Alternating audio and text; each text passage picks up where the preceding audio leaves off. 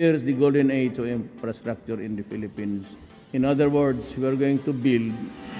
Tackling long-standing issues that have beleaguered the public, the Department of Transportation now works to transport the Filipino from the present to the future, bringing the Philippines closer to the golden age of infrastructure.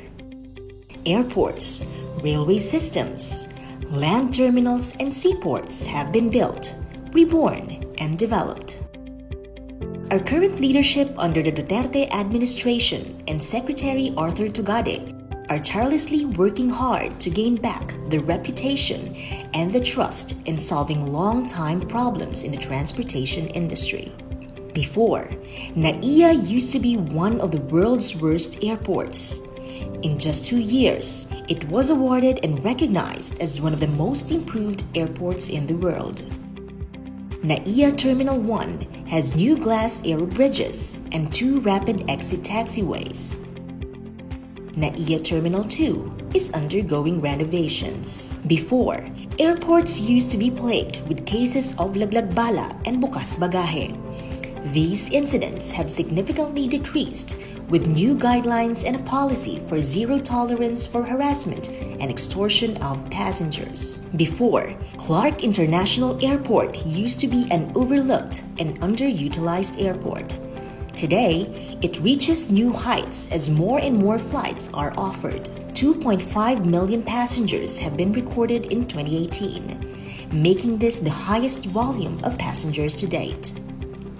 Clark Airport is now one of the busiest airports in the country, with 524 domestic flights and 222 international flights weekly.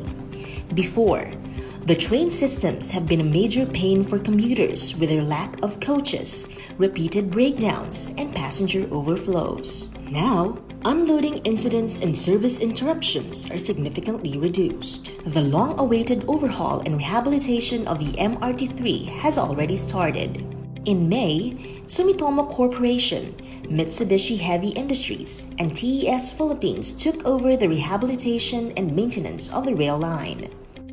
The Philippine National Railways has also reopened its train service from Caloocan to De La Rosa in Makati and extended it with the opening of the Sangandaan station. The PNR also extended rail services to the city of Malabon with the opening of the Governor Pascual station.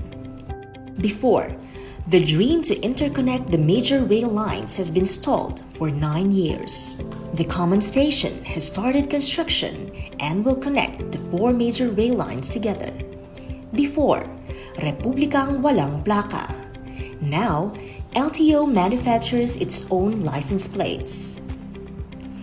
1.7 million pairs of plates have been distributed nationwide. Before, no driver's license cards and only paper receipts were distributed. Now completely addressed, over 10 million licenses have been printed, all with 5-year validity and 32 security features against counterfeit. Before, from what started as just 2 routes for P2P buses in 2015, the premium point-to-point buses now have 37 routes and cover provincial routes. Before, the long outstanding balance of Philippine Airlines. This has finally been settled with the DOTR. Before, fixers and long lines with manual transactions have always been the impression for frontline agencies. Now, platforms for online transactions have been launched.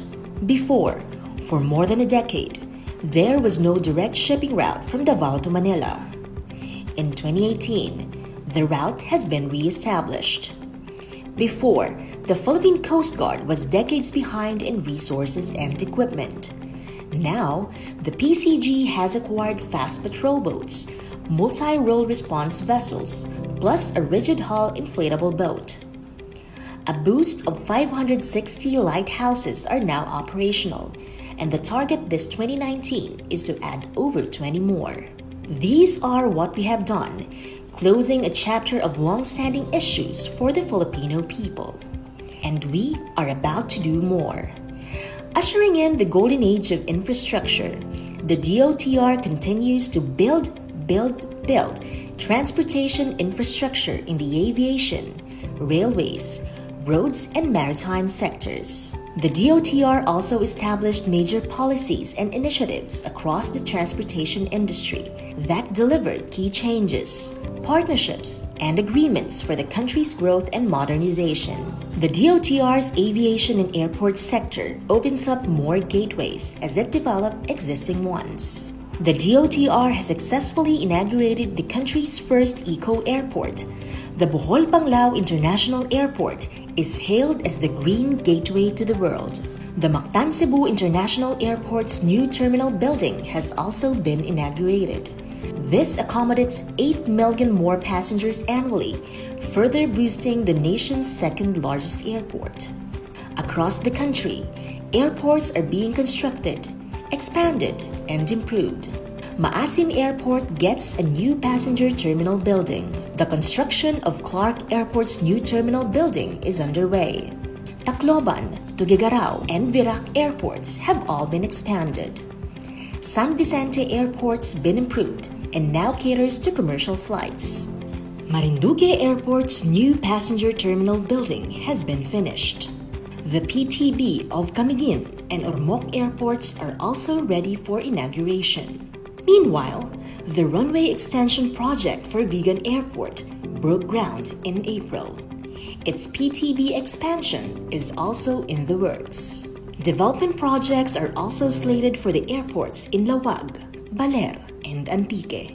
Interconnectivity between provinces is pushed for as more airports are underway. After 11 years of promises, the Bicol International Airport has finally begun construction, and it's more than halfway complete. A new airport will also be built in Bukidnon. The rehabilitation of the NAIA terminals is given a span of 2 to 4 years. Airports in Bulacan and Sangli will likewise be developed.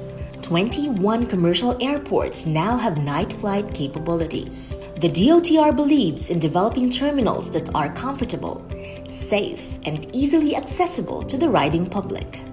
The Parañaque Integrated Terminal Exchange has opened to the public and is hailed as the country's first land port with world-class features. The Taguig City Integrated Terminal Exchange project has already started construction and aims to improve the traffic flow along various parts of Metro Manila. The North Integrated Terminal Exchange will soon rise, offering further connectivity. The DOTR also sat down with private partners to remove around 12.5 billion pesos in grantors payments for the ITX projects in Taguig and Parañaque. The PUV modernization program delivers comfortable, safe, and environment-friendly public utility vehicles to commuters. Taking a step further for the environment, DOTR has deployed eco-friendly vehicles in Boracay. The DOTR and TESDA are also working to provide livelihood programs for drivers and operators who may be affected by the PUVMP, including those who opt to voluntarily exit the industry.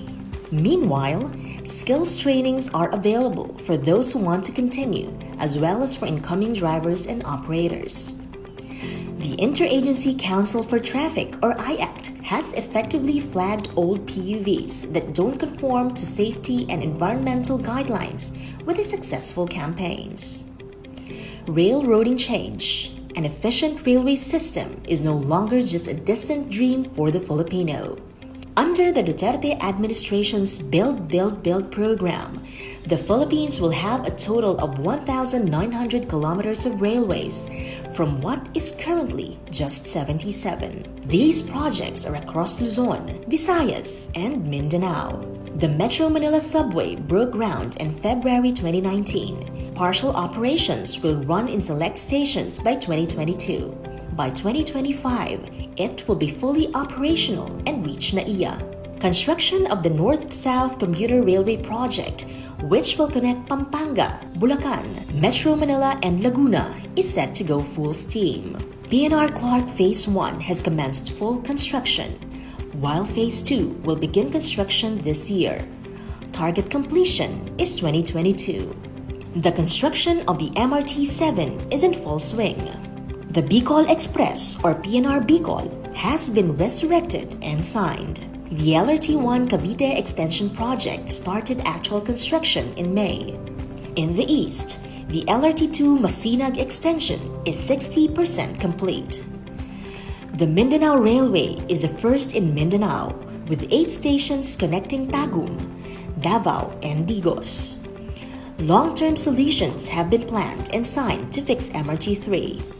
The 18 billion loan covers the rehabilitation and maintenance of the train line and all of its components.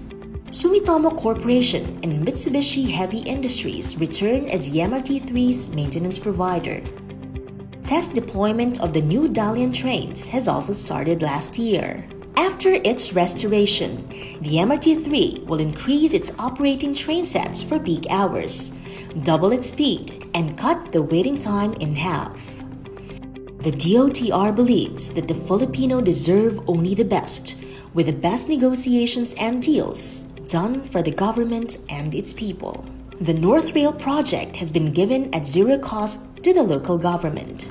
It has been estimated that this saved the government $100 million or 5 billion pesos. Demolition of posts built along the old alignment is ongoing. MRT3's Dalian trains have also been modified at zero cost to the government. Across the Philippines, massive improvements have been made in the country's seaports, its facilities, and agencies. Together with the PPA, the DOTR has completed 200 commercial and social and tourism ports targeted to bring convenience to everyone. Ports, as well as passenger terminals, are nearly finished and rolled out. Malalab Port in Davao del Sur is 94% completed with ongoing construction. The rehabilitation of the Makar Wharf and the construction of its port operations building in General Santos City are now finished. Cagayan de Oro is nearly done at 95.21%. Sasa Port's new PTB was inaugurated in 2018 and is now providing comfort and convenience to its passengers. After being damaged by an earthquake in 2013, serious repairs have been given to Tubigon Port. In just 9 months, the renovation was completed. The country's first barge terminal, or the Cavite Gateway Terminal, opened in 2018, decongesting roads by moving cargo and people through waterways instead. To strengthen the maritime industry, the Marina has submitted its proof of compliance with the European Maritime Safety Agency, or EMSA. This aims to improve the country's maritime performance, education, training, and certification system with Filipino seafarers. The PCG continues to exert maximum effort in protecting the Philippine seas through capability enhancement, regular maritime patrol, law enforcement collaboration, search and rescue, and evacuations. It also established maritime safety mechanisms and is working on infrastructure developments. For fiscal performance, 3 agencies under the Department of Transportation remain among the government-owned and controlled corporations with the highest dividends remitted to the country's coffers in 2018. These are the Civil Aviation Authority of the Philippines, the Philippine Ports Authority, and the Manila International Airports Authority. The DOTR is confident in getting things done without any taint of corruption. The department has been consistent with its commitment to promote transparency and eradicate corrupt and abusive practices in all levels. Secretary Tugade has ordered the filing of the cases against corrupt officers and employees. In pursuit of transparency, the live streaming of bidding processes for 173 DOTR projects have been shared in DOTR's Facebook account. For quality management of procurement processes through public bidding, the DOTR has received an ISO certification. The DOTR also engages with the public to listen, respond, and solve problems. The DOTR boasts of having one of the highest social media engagements across all government agencies, with constant engagement and timely responses. For 2 consecutive years,